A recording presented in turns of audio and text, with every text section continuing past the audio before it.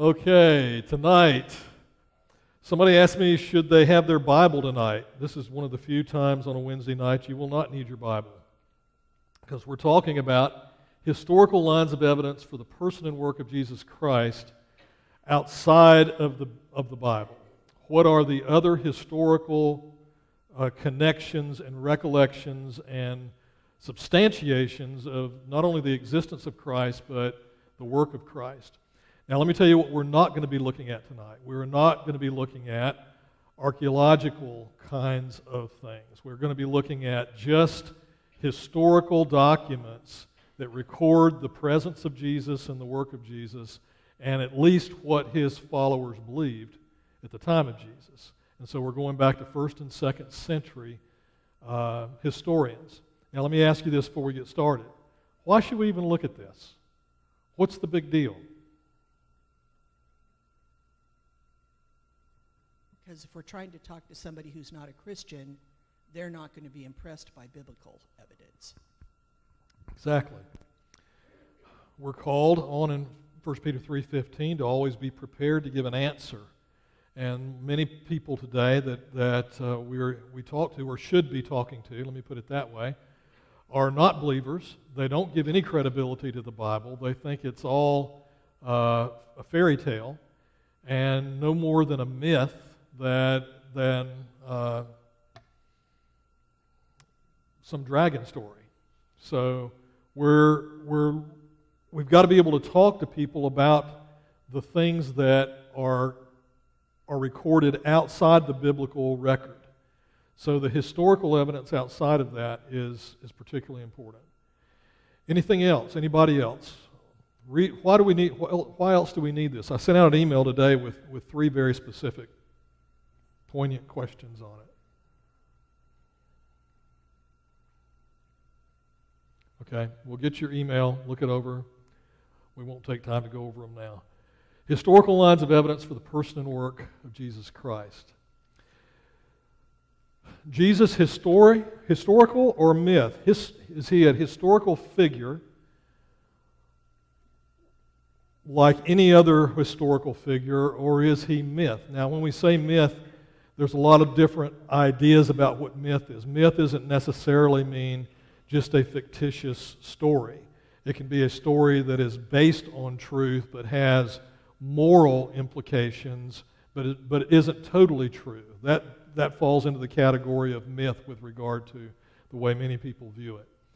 So Jesus is not only documented in eyewitness testimony compiled in the New Testament, but he is mentioned as a historical person by several non-Christian sources, and I would say not only non-Christian, but in many of the cases we're going to be looking at tonight, anti-Christian.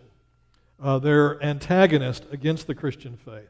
They viewed the Christian faith as no more than a cult, a harmful cult at that, because they felt like it was coming up against the Roman Empire and that would destabilize government, the balance of power between Jewish religious leaders and Roman political leaders. So they felt like it was instigating problems. But he is mentioned as a historical person by several non-Christian sources within 150 years of his life. Why is the 150 years important? We've talked about this before.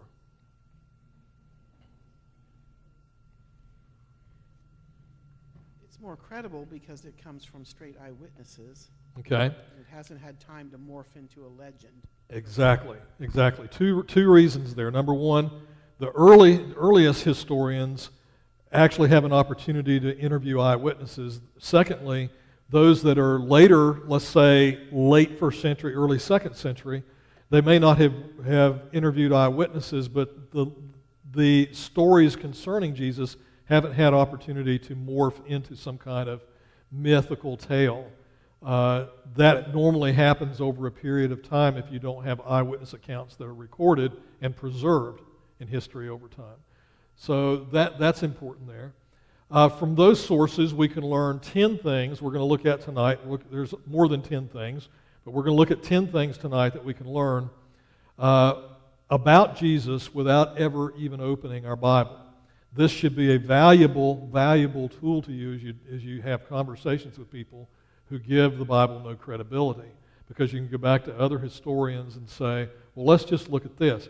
I'm going to make the argument tonight that not only is this true, but that we can actually present the gospel through these other historians, which is pretty strong stuff.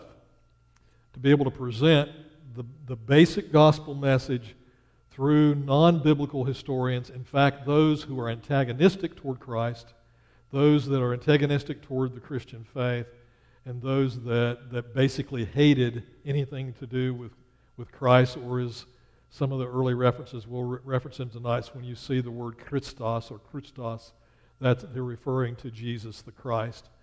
So to have witnesses that lend credibility to certain things concerning our faith, but that are antagonistic toward the faith, is a credible witness for at least the things that we want to be able to say are true. If they can agree that certain things that we believe are true, and they don't work in the favor of the antagonist, that's a pretty impressive credibility toward this. So let's look at these 10 things very quickly. And these are online. I posted them on our Facebook page, the church Facebook page, my personal Facebook page as well. And David said he was going to load them up too, so you can actually go and pull these slides off. If you want to go back later and pull the slides off, you can store them in your computer. They're JPEGs, so they're easy to store. Okay. Jesus was known to be a wise and virtuous man. Now, Josephus, who was no friend of Christianity, records this fact, and he says it is a fact by Jewish historian Josephus, who was born around 37 AD. So he's very early. In his writings called the Antiquities of the Jews, he reports, quote, "At this time there was a wise man named Jesus. His conduct was good, and he," put in there, "was known to be virtuous, and many people from among the Jews and other nations became his disciples. Pilate condemned him," so there's another confirmation of Pilate's condemnation, "condemned him to be crucified and to die. But those who became his disciples did not abandon his discipleship. They reported that he had appeared to them 3 days after his crucifixion, that he was alive, and accordingly he was perhaps the Messiah, concerning whom the prophets have recounted wonders." In other words, miracles. So what points can we see here that are crucial to the Christian faith?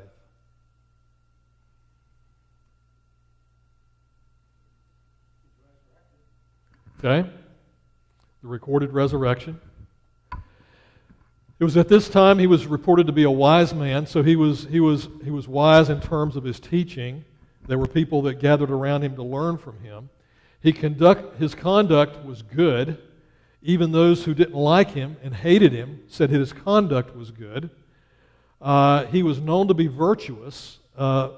In this time, the word that's translated into virtuous here in the English from Josephus is a word that was without known sin. So he was known to be virtuous, and many people from among the Jews and other nations became his disciples, from the Jews and other nations. So all that was reported biblically about Jesus saying, I have this other flock, that he's talking about Gentiles, he's recording exactly this, that Pilate condemned him. There was a big movement about a decade ago or so, maybe 15 years ago, that said Pilate never came into contact with Jesus. Pilate never had any person named Jesus before him. This kind of rules that out. Pilate condemns him to be crucified and to die, not just to be beaten, not just to be flogged, but to be crucified and die. But those who became his disciples did not abandon his discipleship.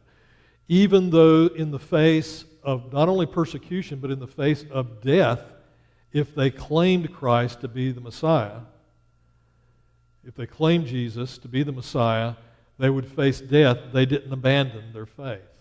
So even all of the fluctuation, Peter saying, denying Christ 3 times and all of that, after the resurrection, you don't see that. And every one of them, shy John, ends up dying a martyr's death. And even John is reported to have been boiled in oil. Still not give up his faith, still not deny Christ. They, that is the disciples, reported that Jesus had appeared to them 3 days after the crucifixion. So after the crucifixion, when every Roman person and every Jewish person would have known, you don't come down from the cross with your life. After the crucifixion, he was recorded to be alive. Accordingly, he was perhaps the Messiah. Again, coming from Josephus to even say he might have been the Messiah is big news. Concerning whom the prophets have recounted wonders. So, first, he was known to be a wise and virtuous man.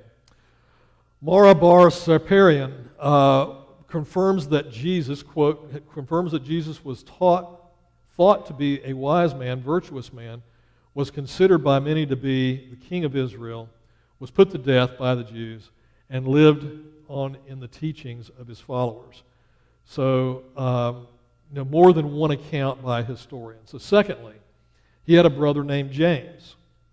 Again, Josephus here, in recounting the stoning of James, Josephus records, quote, "So he assembled the Sanhedrin of judges and brought before them the brother of Jesus, who was called Christ, whose name was James, and some others. And when he had formed an accusation against them as breakers of the law, he delivered them to be stoned." So here we've got the connection between James, the half-brother of Jesus, and Jesus. We see that James is also not a figment of anybody's imagination, and James does stand up at the last day. And he, although he had previously denied Christ to be the Messiah, knowing, how many people you go, well, my brother, he's the Messiah. I grew up with this dude. I remember when he played tricks on me as a kid. No, that's not an easy thing, but after the resurrection, James comes around. So he stands up and he actually takes the stoning in the end. Celsus, he was known to perform miracles. Now this was also a great question some time ago, and we'll see a little later on, I think I've got this quote in there where I think it's Josephus says he was known to go to Egypt and learn all of the wizardry, all the magic, and he comes back with his magic tricks from Egypt, and he performs the magic tricks and impresses people. Basically, that's the Seaford version, that's not the translation. Celsus was a 2nd century Greek philosopher and a fierce opponent of Christianity. In what is known to be the first comprehensive intellectual attack on Christianity, he tried to resolve why Jesus was able to perform miracles. The story is wild, but in the main point is that he is trying to explain away the miracles of Jesus. He is actually affirming that they happened. So here's somebody's trying to explain away the miracles, but in doing that, he's acknowledging there were miracles, or there were at least the appearance of miracles. Some said there wasn't any miracles at all. There wasn't even any sleight of hand. People were just impressed with his ability to do marvelous things with very ordinary things. But he records that there were miracles or the appearance of miracles involved. So Celsus says this: Jesus, on account of his poverty, was hired out to go. This is what it is. It was Celsus, not Josephus. Jesus, on account of his poverty, was hired out to go to Egypt. While there, he acquired certain powers which Egyptians pride themselves on possessing. He returned home highly elated at possessing these powers, and on the strength of them gave himself out to be a god. So he impressed people with these tricks and then convinced them that he was God. And Celsus at least records that is true. The people, he is saying, I didn't believe any of this, but he convinced some people by his miracles that he was God. So 4, he was crucified under Pontius Pilate. This fact comes to us from one of the most trusted historians in the ancient world, Cornelius Tacitus. He was born in 56 AD and served as a respected senator and proconsul of Asia under Emperor Vespasian. He wrote a history of the first century Roman Empire, which many historians consider to be the pinnacle, the very high mark of Roman historical writings. He notes it this way. He says, Christ, from whom the name had its origin, suffered the extreme penalty during the reign of Tiberius at the hands of one of the procurators, Pontius Pilate. Now, when he says the extreme penalty, that was a euphemism for crucifixion. So anytime you see extreme penalty in that early 1st and 2nd century, that period of time, they're referring to Roman crucifixion. So Christus, whom the name had the origin, so it's saying that the name of Christians had their origin from Christ, suffered the extreme penalty during the reign of Tiberius at the hands of one of the procurators, Pontius Pilate.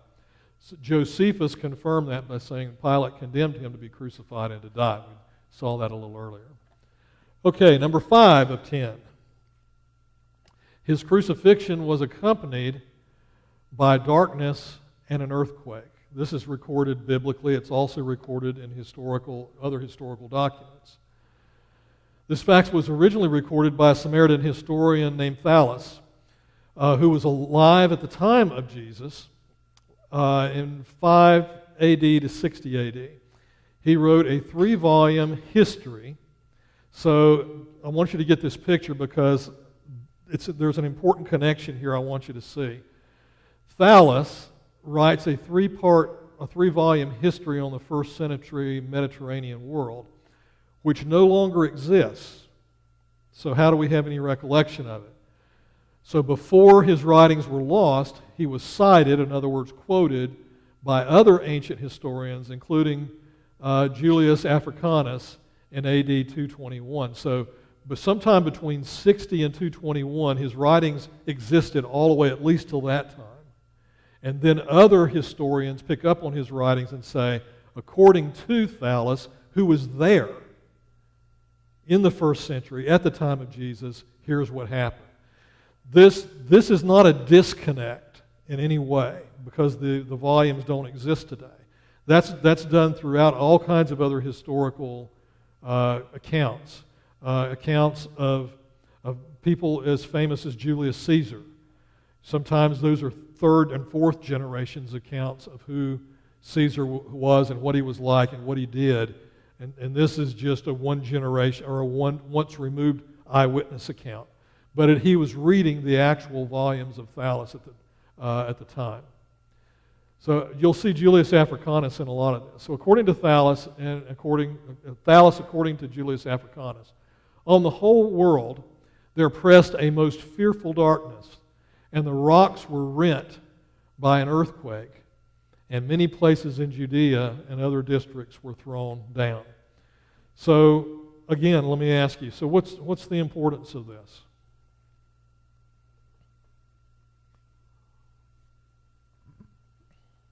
Well as giving us a fuller picture, and it's things that are documented by non-scriptural writers. Mm-hmm. Okay, so what we have is an affirmation. Go ahead. Well, it was significant enough that people noticed it. Yeah, it was a big enough event in that region of the world that historians wanted to record it. They wanted it to be known. That buildings were shaken, some to the ground, that other structures were devastated. So they record the event, and it says, on the whole world there pressed a most fearful darkness. On the whole world. What he's saying is, every place that we could talk to people, they experienced this shake, this quake.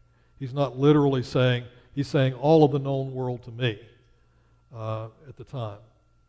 So this is pretty impressive because we have recorded biblically this event, and we have it confirmed by other historians. Yeah, David? Well, speaking of impressive, I was just sitting there trying to imagine it going completely pitch black dark in the middle of an earthquake. Yeah. So you simultaneously have the eclipse and an earthquake at the same time. As impressive, I mean, it's not covered here, but as impressive to the Jewish leaders is the rending of the veil in the temple. That's massive. So, yeah, go ahead. As well as the significance of it, it was really, really, really thick, wasn't it? Yeah, it's like 4 to 6 inches thick. Yeah. Oh, I was just remembering all the dead people that, not Yeah. remembering them, but, Gee, you were there. Another eyewitness account. Yeah. Yeah, and we actually see, I think it's in Mark, that is recorded the bodies coming out of the graves at the day that Christ is resurrected. We don't have it in the other Gospels, but we have it there, and it's interesting that there were people came out of graves during the resurrection of Jesus Christ. It's a little-known fact to Christians, but it was another sign that the resurrection to come of the believers. Yeah. Okay, number 6. He had many Jewish and Gentile disciples. Josephus wrote, and many people from among the Jews and other nations, important fact, became his disciples. Pilate condemned him to be crucified and to die, and those who had become his disciples did not abandon discipleship. So many people from among Jews and other nations, Josephus writes. This was impressive. I mean, that the Jews, Jesus, get the picture now, Jesus is fulfilling the prophecies concerning the coming of the Messiah, but he's not just receiving Jews. I mean, that had to be a mind blower to the Jewish leaders of the time. So he records it, Bible records it, again in confirmation that this odd event, this Jewish teacher is receiving Gentiles as disciples. It wasn't something that happened every day.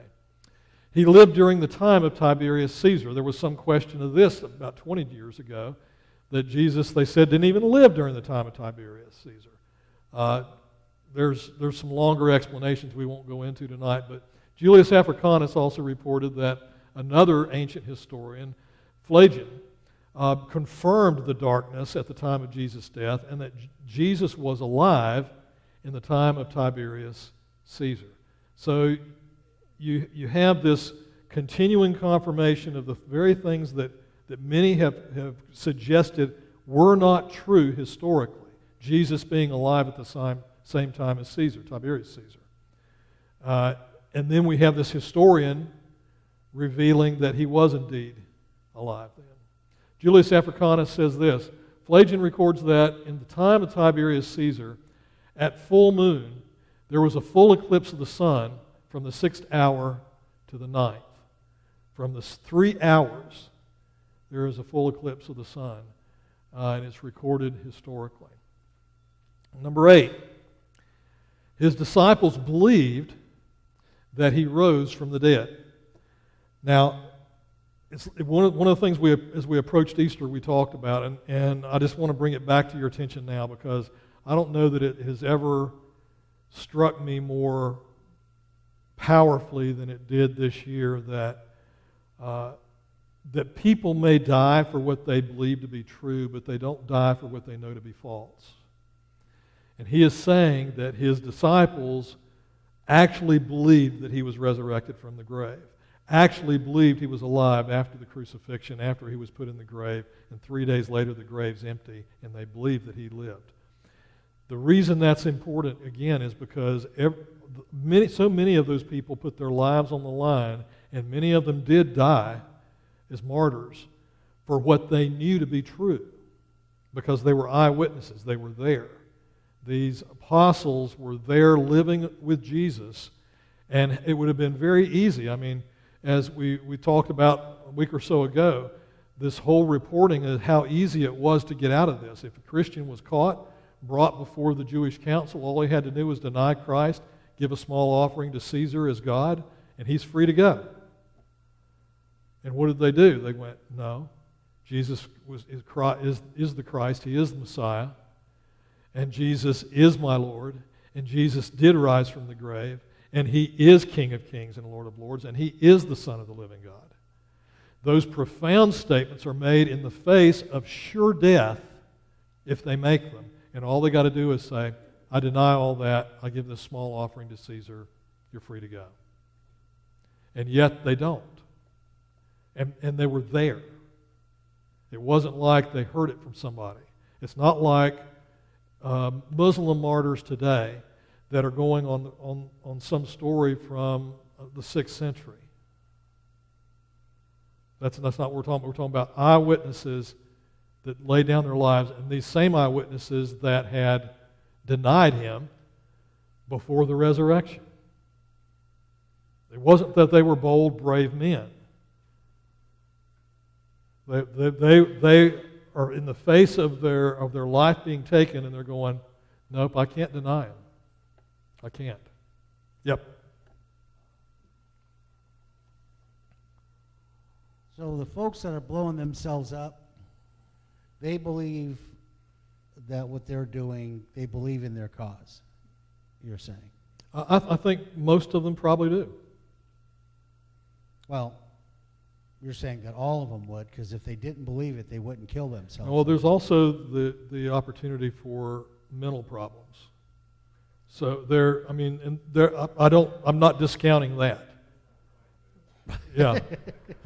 So, I mean, Gotcha. Okay. All so right. there are people Yeah. that'll die for crazy things, but it's because they're crazy. I mean, legitimately, yeah. You know, I think the disciples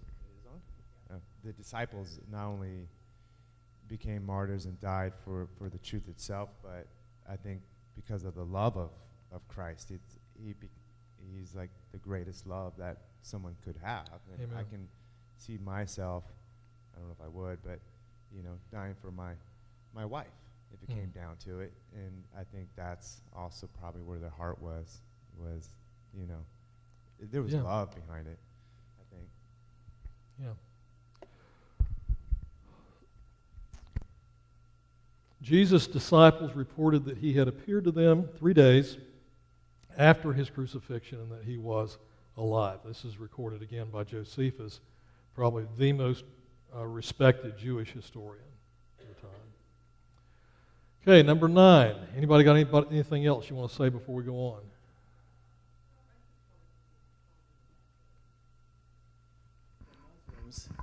That's how they get to heaven, is that sacrifice.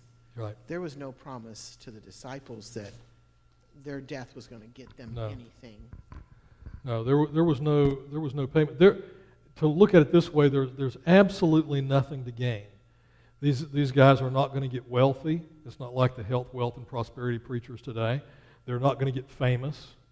They're facing sure death if they do what they did. And so that's the testimony here. That's the thing. I'm sure that many, if not most, of the Muslims that are dying, as has already been stated, believe that they're purchasing their way to heaven. That's what they've been told since they were babies. You see reports all the time on the internet where you see little kids standing up and quoting the Quran from Surah 9 and Surah 7, quoting that how they can't wait to be martyrs for the cause. And these are little 4, 5, 6-year-old children with Tommy guns bigger than they are wrapped around their shoulders. But that's because that's what they've been caused to believe for their entire life. And so by the time they get to 17, 18 years old, they're pretty much sold out to that. And that's all they've ever been told over and over and over again.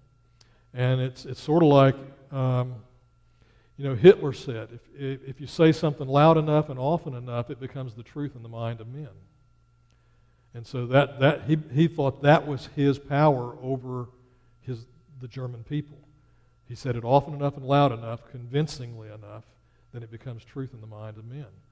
But these guys didn't have that. What they had was a first-hand experience that they knew what was true. And my contention is just simply, they aren't going to die for that if they know it's false. Okay, number 9, his disciples believed he was God, and they met regularly to worship him. To worship anybody other than the true God is blasphemy.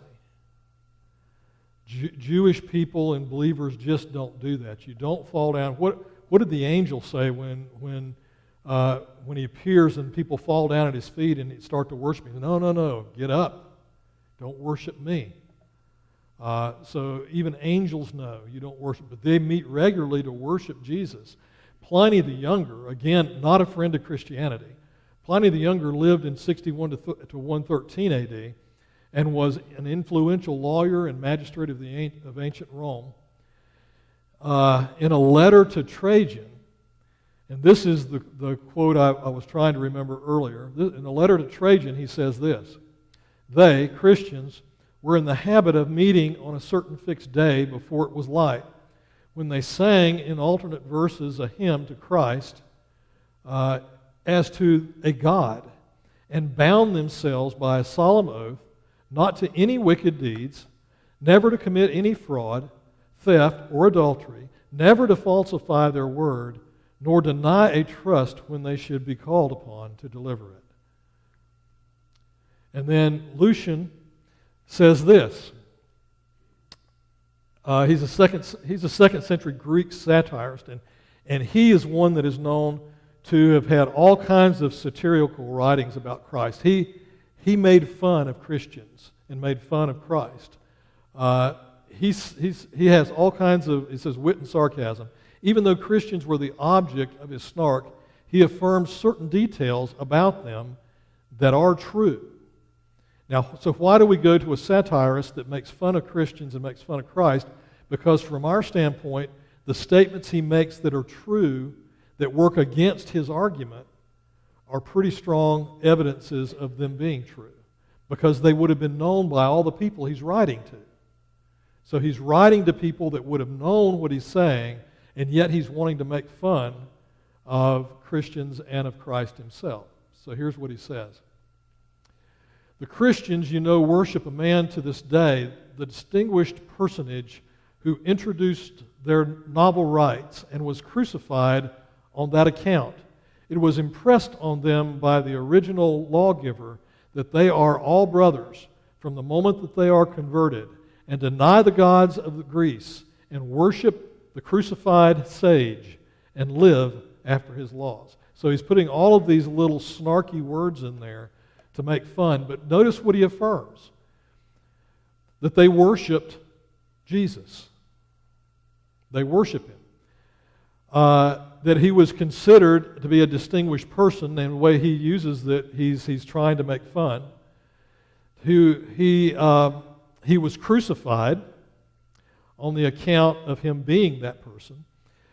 It was impressed on them, that is the followers of Christ, by the original lawgiver, that is Jesus, that they are all brothers. The brotherhood of believers is affirmed. So there's doctrinal statements made by a satirist that they are all brothers from the moment that they are converted. They deny the gods of Greece, so they're saying this isn't just another god that they added on to all of the plethora of other gods. You know, I think I've told some of you before, but when we were working among the Hopi Indians, I had a little boy take me to introduce me to his father. And this is a little Hopi boy, he's probably 6, 7 years old. And he had already told me, he says, I'd like to receive Jesus, and he'd give me this name that's about this long of one of the Kachinas, that's one of their gods, that he said will kill me and eat me if I accept Jesus. So when he wanted to take me and introduce me to his father, I wanted to go. And so I went to his house. I go into his house. His father's there. His father greeted me very warmly, very, very cordially. And he had all on his walls around his house all of these Kachinas on the walls themselves. Little stands and the Kachina dolls standing on the stands. hundreds, maybe not 200, but probably 150 to 200 Kachina dolls. And so I come in, he introduces me to his dad. His dad, like I said, received me very warmly. But then he says, I must introduce you, Pastor, to our Kachinas. And so he took me around the wall and introduced me to each Kachina. Pastor Dave, this is Kachina so-and-so. Kachina so-and-so, this is Pastor Dave. Every single one, all the way around the wall. So about 40 minutes later, he's finishing up. And so he said, I understand you represent a God named Jesus. I thought, this is great. I mean, this is awesome. So I basically share the gospel with him.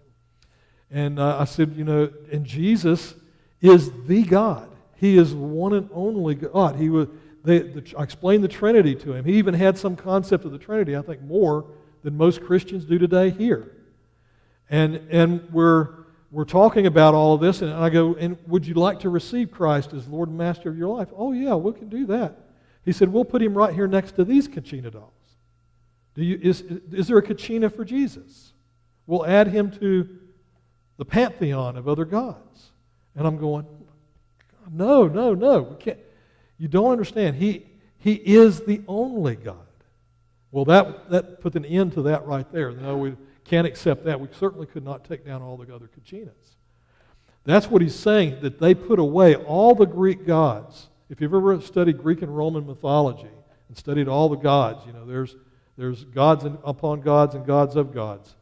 And the worship of this crucified sage, again, using words that are a little in your face, and they live after his laws. So these Christians didn't just, watch this, they didn't just say they believed these things. They lived after them. And that is recorded by ones who would be better off to say they didn't believe it enough to live it.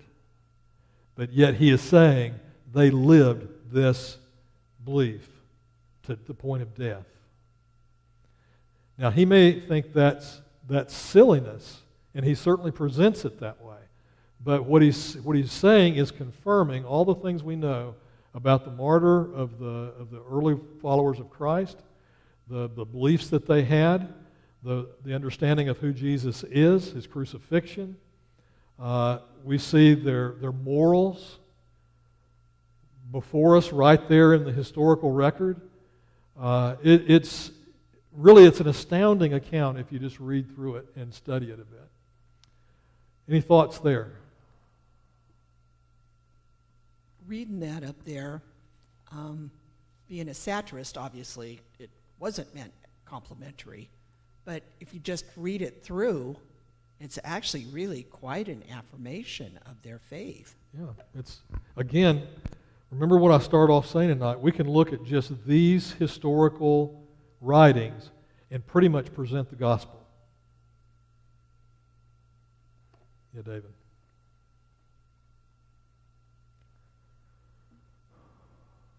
At trial, a criminal trial has to be unanimous, reasonable doubt. In a civil trial, it's preponderance of evidence, which is merely 51%. Right. And that's the decision. We're at the point where we're building a preponderance of evidence between Suetonius, Pliny the Younger, Josephus, and others. In my opinion, we've crossed over into a preponderance of evidence. Yeah, and this is the important thing. When somebody says, there is no historical record of Jesus outside of a few nutcases and the Bible. And then you can go back to these. These are the most respected. I've just chosen the ones that universally would be accepted even by critics of Christianity today. Historians will highly respect the records of these guys. Why? Because as they go back and look at the historical record, they see confirmation of the things they know to be true, because there's a cross-confirmation of it. There's many different records of these same things beginning to happen. So we see all of these different historians who are not friends to Christians, antagonists in many cases of Christians, who hate and want to put to death Christians, and yet they're affirming the very doctrinal things we say we believe. You see why this is an impressive argument? I mean, if you want to, here's what I would do if I were you. If you ever talk, how many of you have ever talked to somebody that just said, well, Jesus is just a myth, or, he's in the Bible, but he's just a myth? How many? Just raise your hands for me. His existence, or that he wasn't really resurrected from the grave. The disciples didn't really believe he was resurrected from the grave. How many of you talk to people like that? Okay. Well, let me submit that the rest of you haven't talked to many people about this, because there's a lot of folks out there. There's a lot of folks out there that will say, we either don't believe he existed, or we don't believe that people really thought that he was resurrected from the grave. It's just a myth that was built over a period of time. So to have these antagonists provide the doctrinal statements of the things we say are essentials to our faith is really important. So here's what I would suggest to you. We're recording this tonight. Go back and put this recording, download it into your computers and record it, make little copies of it, and when somebody says that to you, say, hey, I don't remember everything that was said, but here you can do what? DVDs. Okay, David said he'd burn some DVDs. Hand it to them.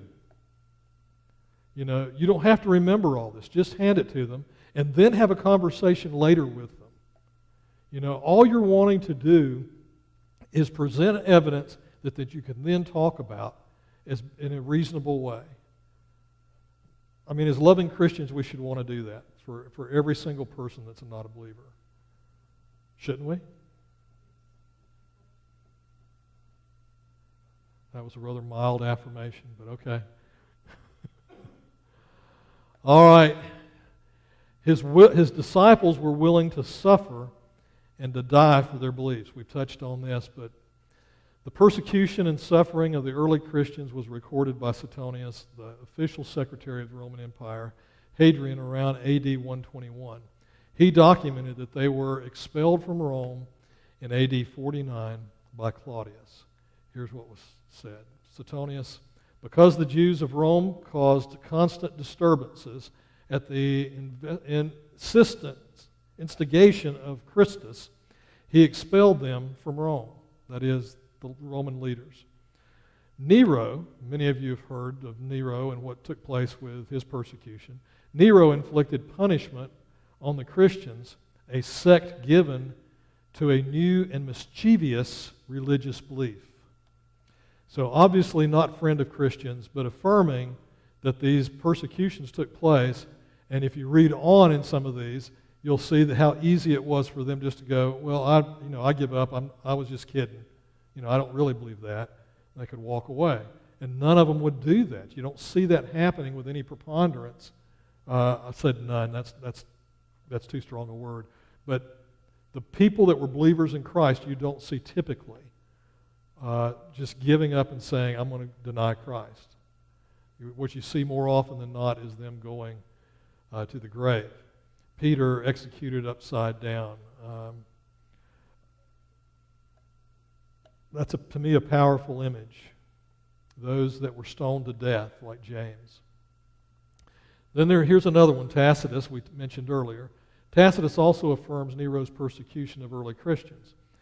Nero, this is the quote from Tacitus, Nero fastened the guilt and inflicted the most exquisite tortures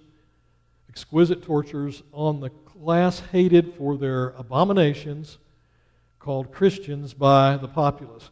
What were the abominations he's talking about?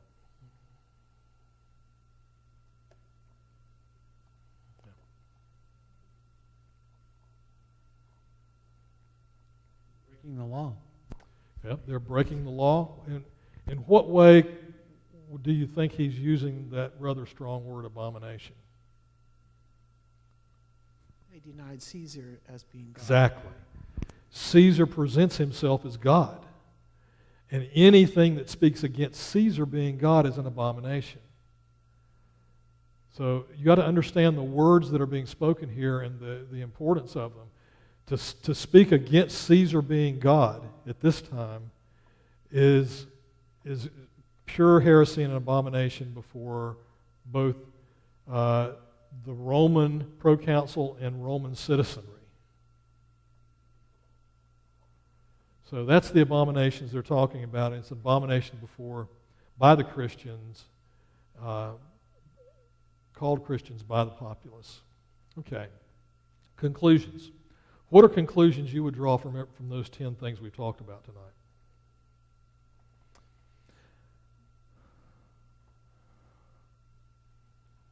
Well, there's plenty of evidence that they were all around. Okay. Let me ask it a different way, because I think this would be interesting to think about.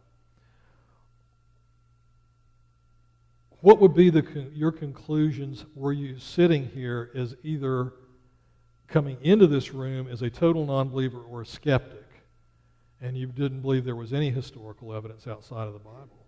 What would be your conclusions now? Okay? Have to rethink it. I think that would be an honest person who is a non-believer. And another thing I would submit to you, there's many of the atheists today, I just don't believe are honest atheists. I believe there's a lot of non-honest people calling themselves Christians as well. But there are a lot of atheists who are just not honest in their arguments. So if you came in here with giving any credibility to any historian, particularly the ones we've mentioned here, which are universally accepted as accurate in their histories. You can go back and read their histories and the details. You know, one of the things that biblically we look at in somebody like Luke, who records so many details, you know, in what he does. He tells who was the Roman proconsuls and who was a governor of particular regions, who was the governor of Syria, which was questioned for decades and decades and centuries, really.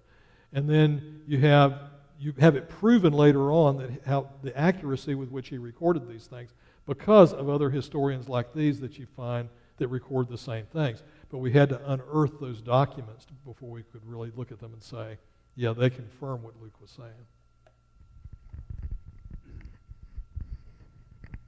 To answer your question about a non-believer coming in here, now, I'm a believer, but to be honest, I've looked up all these people.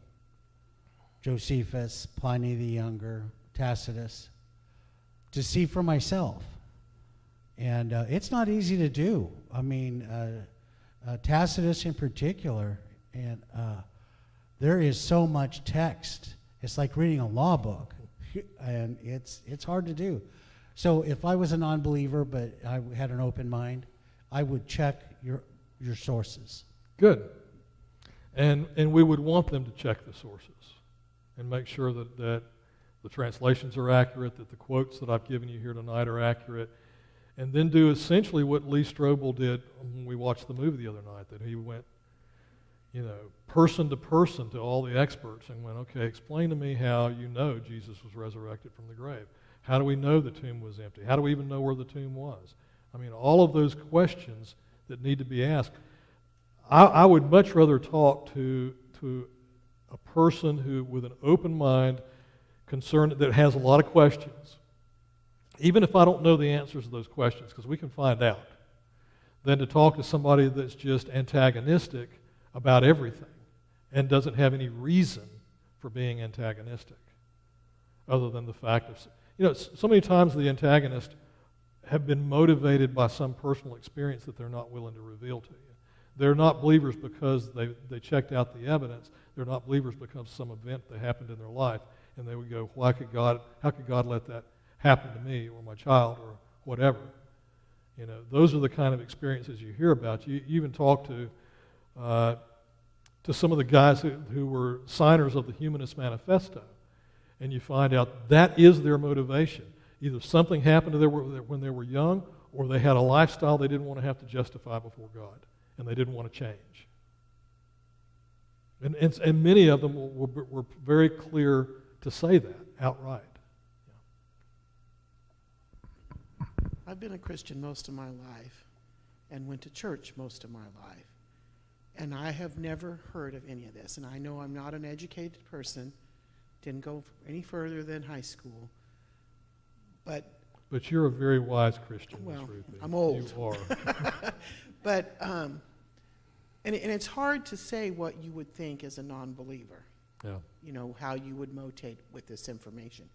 But watching with Lee Strobel and how he just talked to people on the street and asked, I think it was that clip where he asked people what they thought and stuff. If myself, as a believer, never knew any of this existed, how far more that non-believers that never checked into it would not know about it. Yeah. And if Yeah. they have any kind of yearning at all, it would pique their interest just to see And what that's might be true. that's one of the reasons I really wanted to do this, because as we've gone through a lot of the stuff between Christmas and Easter, and I've made reference to these people, and then some of you would say, well, how can I find out more information on that? Or is that person even credible? Or, you know, those kinds of things. I wanted you to have something you could actually hand to somebody and say, let's let this begin our conversation. Let's have a conversation about what is factual, what can be documented historically. I mean, you can even have conversations about what are legitimate historical documents. How do we justify what is a legitimate historical document? And then the credibility of the actual historians is a totally different conversation. All of them have, and all of us, have preconceived ideas and have presuppositions. Those of us that are believers, we sometimes begin with the fact that Jesus was resurrected from the grave. When if we're going to talk with somebody who's not a believer, we can't start there. We've got to start somewhere else. So if we just got to acknowledge that all of us come to conversations with presuppositions, with things that we believe, and we believe there's evidence for, and maybe that evidence is only experiences we've had in our own life. That's the only evidence we know. But what I'm suggesting to you is this. The evidence of the experience in our own life is a powerful testimony to us. It is to me. The things that Christ has done in me is a powerful testimony to me. It's a less powerful testimony, but still a powerful testimony to those that knew me before I was a Christian. But to somebody that never knew me then, that's not a whole lot more credible than a Muslim blowing himself up. You see what I'm saying? So in 1 Peter 3:15, we're commanded to always be prepared to give an answer. This is part of the answer. Listen, this historical record is, I believe, as a Christian, is choreographed by God as tools that we can put in our quiver and say, here's what I want to talk to you about. I don't know a lot about this, but here's what I want to talk to you about. Would you listen to this and watch this video? And then let us just have a conversation. And if you're interested in more documentation, I'll get it for them. You know, I don't have a lot in my library back here, but I can get it. And as David said, some of the stuff that's written by particularly somebody like Pliny the Elder or Josephus, it's like reading Puritans. You know, you got sentences that go on for 4 pages, and you know, very descriptive legal details and things that we don't have any relationship to. That's hard for us to understand. But I pulled out these clips tonight because they're very understandable, and particularly if you understand the motives of the individuals speaking these words. And you understand how important it was to them as historians to be terribly accurate. Even if they wanted to be snarky, they had to be accurate about what they were reporting if they were going to be considered credible historians. That was as important to them as my Christian testimony is to me.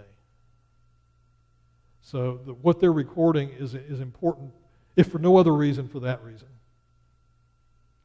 Anybody else? Get you a microphone, please.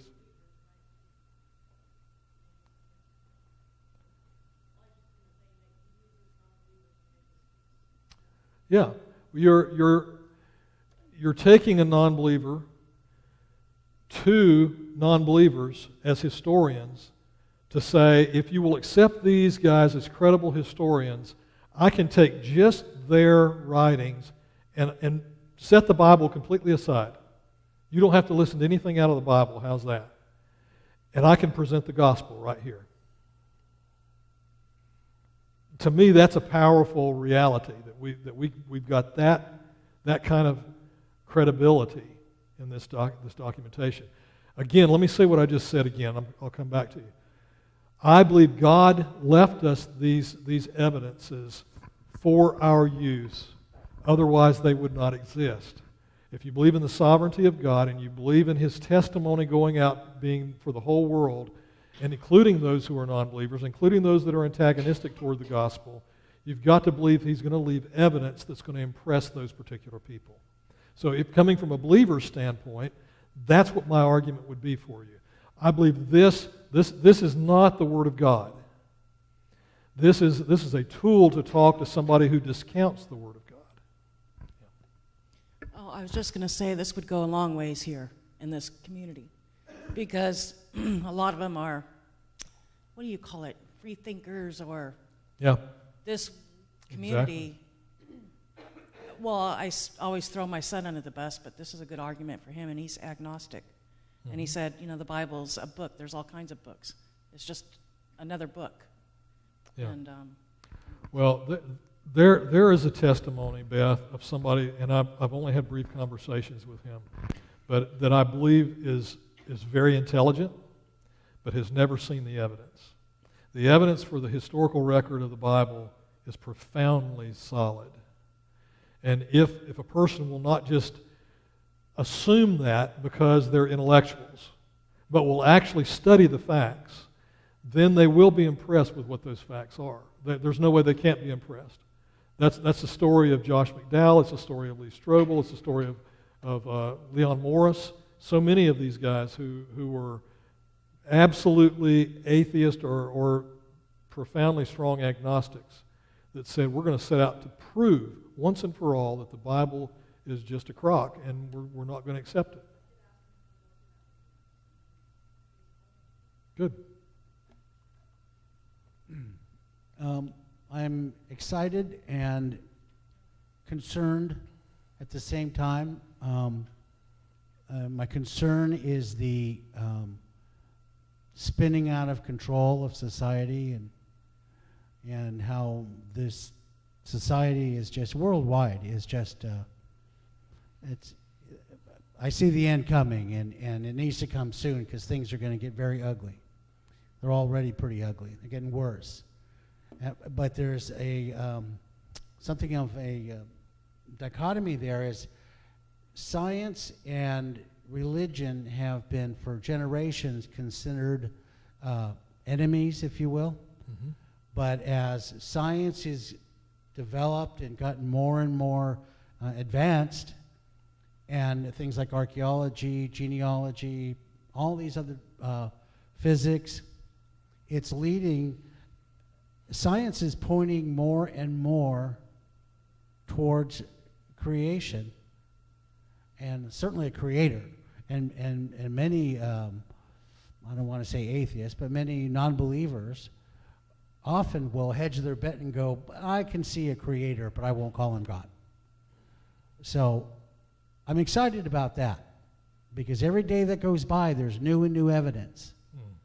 I mean, they just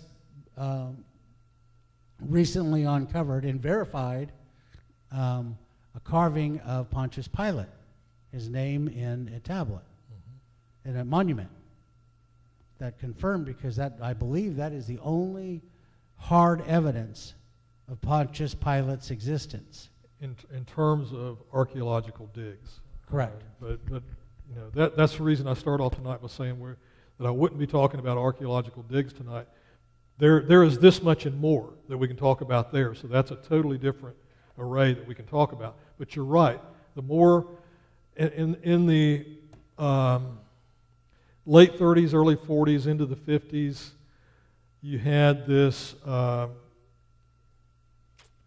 mechanization of America, the pro-science movement. Science was king, and many Christians just sort of put their head under their coat and crawled into a cave, because they thought science was clearly disproving the things of the Christian faith.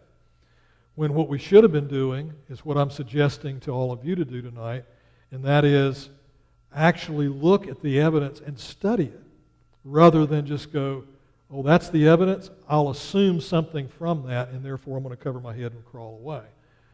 We're now doing that. We're now investigating these scientific discoveries, and it's just like the Big Bang. At the initial discovery of the Big Bang, there was a big hurrah for all the atheists because they said that disproves God's creation. Well, the more they looked at it, the more they went, well, that sounds a whole lot like Genesis 1 and 2, you know? That's just sounds a whole lot like that. In physics, Yep. thermodynamics. And you look at all of these things, and and that's something maybe we can do is just unpack one or two of these things throughout the year on Wednesday night and just talk about them, because you could put all this together and have a pretty good little set of DVDs just to hand to somebody and say, if you would watch this, I'll give it to you, and then if you'll promise to also just sit down and have a conversation with me afterwards, or maybe watch it together with them.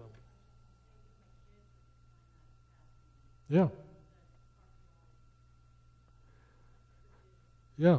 So we've got, but I wanted to start tonight with these because so many, I've mentioned Pliny the Younger and Josephus and some of these others, Suetonius and others, throughout the course of the first part of this year. And so many of you have asked me, well, when did they live and what's their credibility and who are they and do they have any credibility with non-Christians and so on. So I wanted you to have some meat to finish with tonight. So conclusions, let me just read this. From non-Christian and even an anti-Christian sources, we can be sure that Jesus, in fact, did exist. So the first question is, did he exist? Many have said, I think many scholastically atheist, in other words, academically inclined atheist, would have argued 25 years ago that Christ didn't even exist. They don't even try that argument today. The new atheists, what they call the new atheists, aren't doing that. They don't try to deny Christ exists because there's just too much evidence. But as little as 25 years ago, that's what their argument was. So we can say that he did in fact exist. He was crucified. All of these acknowledge in one form or another that he was crucified. He was believed to be resurrected from the dead, and his many followers were willing to suffer and die for that belief. So we can present the gospel in what was recorded by these historians early on and say the grave was empty. He was believed to be alive after his crucifixion, death, and put in the grave. He did appear to over 500 people at one time. Even Josephus makes reference to that, although he doesn't make the number clear. He said that many people he appeared to at one time. So all of these things we can really say are concluded by those who are not Christians or are antagonistic toward Christians. Okay? We can almost reconstruct the gospel just from early non-Christian sources. Jesus was called the Christ by Josephus. He did magic or miracles, led Israel into new teachings, was hanged on Passover, the exact time of the year. For them, Babylonian Talmud. Look at these are the references. The teachings, he was hanged on Passover for them. That's recorded in the Babylonian Talmud. In Judea by Tacitus, but claimed to be God and would return Elysium, which his followers believed worshiping him as God, Pliny the Younger. So here's very quickly the gospel with documentation from non-biblical sources. So take that one slide, and you can present the gospel from just that one slide. And again, all this is online now. You can go and actually download these slides, okay, as pictures, JPEGs. Okay, so any other thoughts? Comments?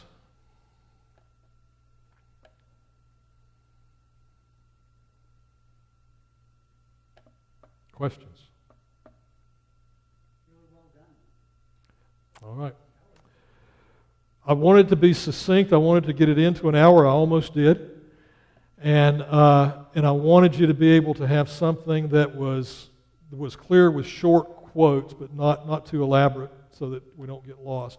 But then I wanted to, this was probably, I found part of this online and I added some to it, but this is probably the most difficult to reconstruct, to come out with, here's a simple statement on one slide of the gospel without having a biblical reference.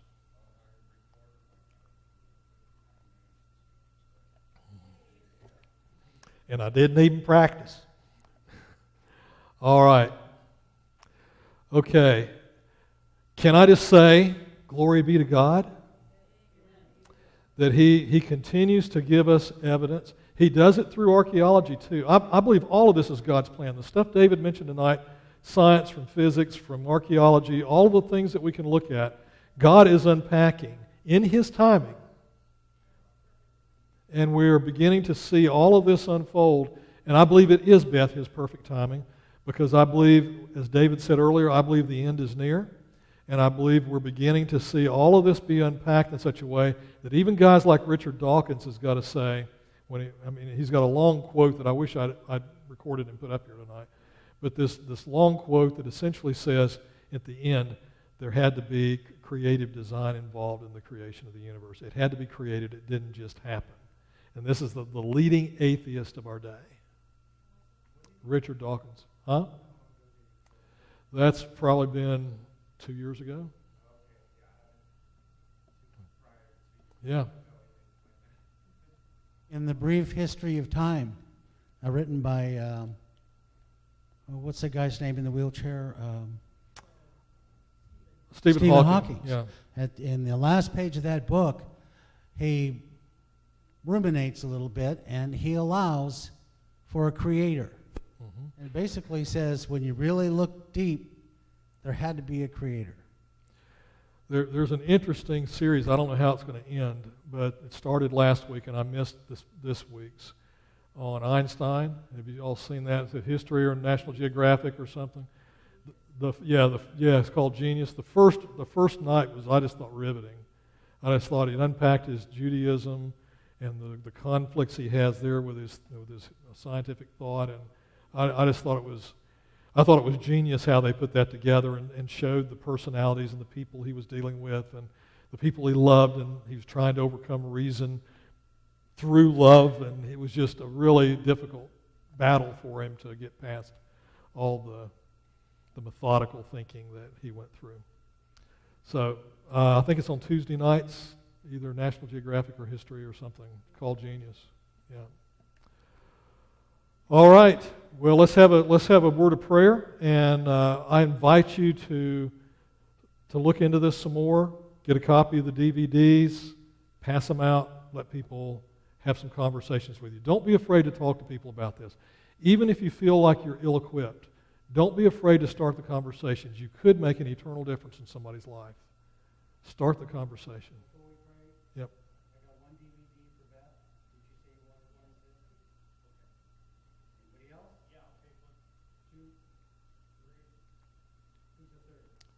Half dozen.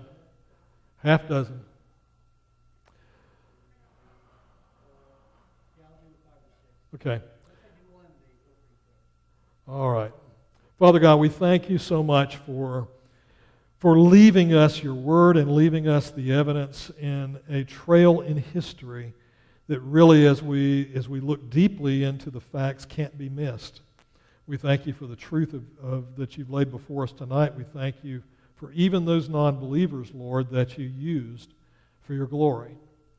Lord, we thank you for your giving us this time together. I thank you for each person here. Lord, I'm blessed by each one, and I'm thankful for each one. And I pray, Lord, that you will use this time together to grow their faith.